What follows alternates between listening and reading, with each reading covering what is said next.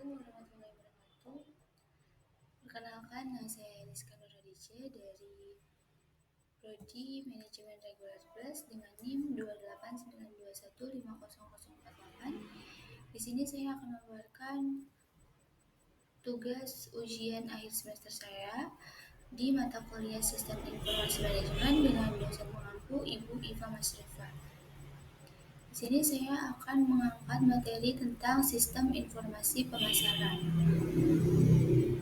Yang akan saya bahas kali ini adalah yang pertama, pengertian sistem informasi pemasaran, kedua, fungsi sistem informasi pemasaran, ketiga, jenis-jenis sistem informasi pemasaran, keempat, komponen input, yang kelima, komponen output, yang keenam, model-model sistem informasi pemasaran, dan yang terakhir ada kesimpulan. Pengertian sistem informasi pemasaran. Sistem informasi pemasaran adalah salah satu sistem yang di dalamnya menganalisa dan juga mengukur informasi pemasaran yang dihimpun secara terus-menerus dari berbagai sumber perusahaan. Di dalam sistem informasi pemasaran juga tersedia berbagai sumber informasi penjualan, promosi penjualan, aktivitas pemasaran, kegiatan penelitian pasar, dan hal lainnya yang berkaitan dengan pemasaran. Fungsi sistem informasi pemasaran. Pihak perusahaan akan dimudahkan dalam mengontrol perkembangan bisnisnya. Lalu, membantu memudahkan setiap sistem informasi yang dimiliki perusahaan. Ketiga, membantu mempercepat informasi ketika ada kesalahan ataupun kekeliruan pada data. Yang keempat, mempermudah manajemen waktu dalam hal menjalankan kegiatan perusahaan, terutama dalam hal pemasaran. Yang kelima, meminimalisir terjadinya human error. Berbagai fungsi sistem tersebut mengindikasikan bahwa manajemen perusahaan akan sangat membantu dalam kegiatan pemasaran, baik itu secara langsung ataupun secara tidak langsung.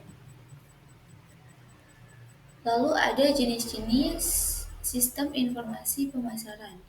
Ada 3, yaitu yang pertama marketing intelligence, atau informasi yang didapat dari lingkungan dan terus diserap ke dalam perusahaan.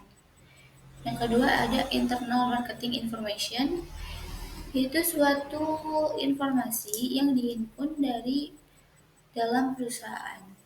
Dan yang terakhir ada marketing communication, yaitu sistem yang diperoleh dari dalam perusahaan ke lingkungan perusahaan. Selanjutnya ada komponen input. Yang pertama, subsistem informasi akuntansi. Subsistem informasi adalah suatu kegiatan yang dilakukan guna mengumpulkan data yang di dalamnya menjelaskan transaksi pemasaran pada sebuah perusahaan. Yang kedua ada subsistem penelitian pemasaran. Subsistem penelitian pemasaran adalah suatu kegiatan penghimpunan data terkait berbagai aspek operasi di dalam pemasaran, khususnya berbagai hal yang kaitannya dengan pelanggan. Umumnya data tersebut akan dikumpulkan melalui suatu metode survei. Yang terakhir ada subsistem intelijen pemasaran.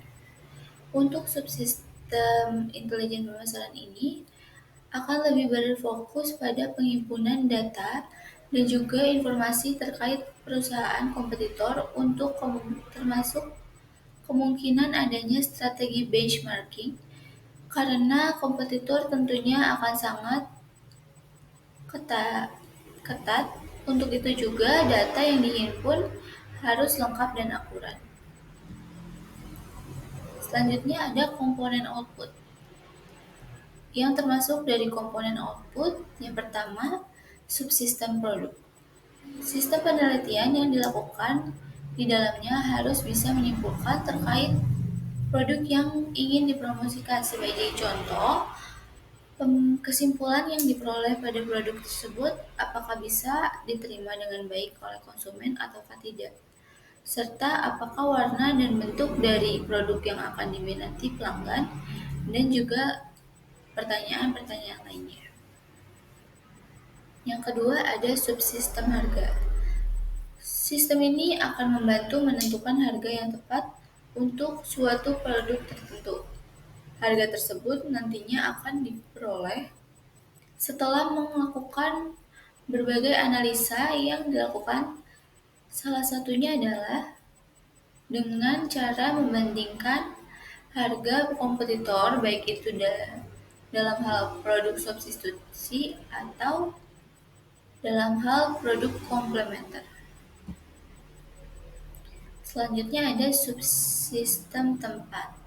Riset dan juga penelitian harus dilakukan dalam hal memiliki lokasi pemasaran secara tepat. Kekeliruan dalam hal ini bisa berdampak langsung pada penjualan yang menurun. Lalu ada subsistem promosi. Media promosi yang digunakan pun harus sesuai dengan target pasar dari produk yang dijual oleh perusahaan. Sistem informasi perusahaan harus mampu memberikan kesimpulan yang baik dalam merekomendasikan media promosi secara tepat. Yang terakhir ada subsistem bauran integrasi.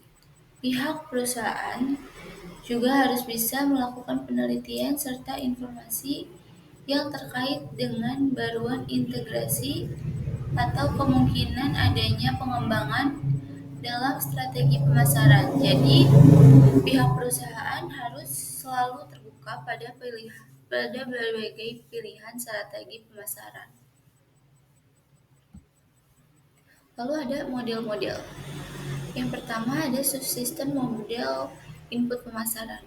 Subsistem penelitian pemasaran dilakukan dengan menghimpun data-data terkait berbagai aspek operasi pemasaran penjualan, khususnya berbagai aspek yang berkaitan dengan konsumen dan calon konsumen. Data tersebut bisa didapat melalui survei. Yang kedua ada sistem output pemasaran. Subsistem ini adalah seluruh perangkat lunak yang mampu memberikan informasi kepada manajer terkait produk.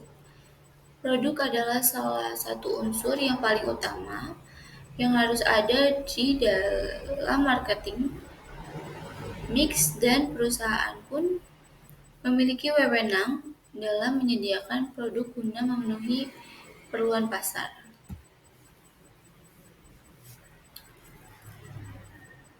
Yang ketiga ada subsistem tempat.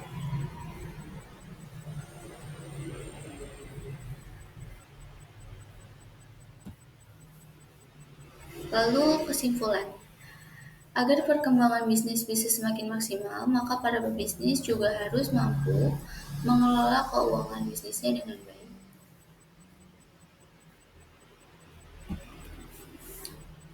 Sekian materi yang bisa saya sampaikan, kurang lebihnya mohon maaf. Wabillahi taufiq wal hidayah. Wassalamualaikum warahmatullahi wabarakatuh.